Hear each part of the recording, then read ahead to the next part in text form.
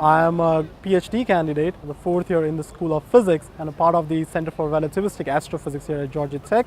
Well, I was invited by the Embassy of India and the National Science Foundation to represent the LIGO experiment and the discovery that has happened. First of all, I wasn't sure that they'll allow me to have my phone while I'm seeing the Prime Minister, but when I had and while the meeting ended, and I went up to him, asked in the language Gujarati that we speak that, can I have a selfie with you? And he was so happy. He's like, oh yeah, sure. I was also part of the effort to bring LIGO India project.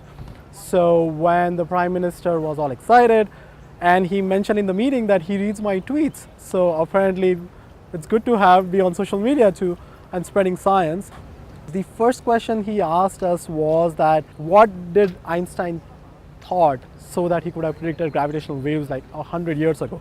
You didn't have the technology, you didn't have so much understanding of the universe. How could I have been so sure? And that question took me also by surprise. It was a very genuine curiosity question, and I gave the response to him in my mother tongue, in my native language, which is the same language that he speaks.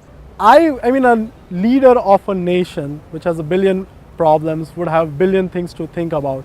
Still, the fact that he made time to understand science as complicated as LIGO and gravitational waves is just so cool. That just says how much science is a priority for a nation like India. I was emotional considering I can see that my own journey being from a small town in India where I had never even seen a telescope until I was in my first year of college.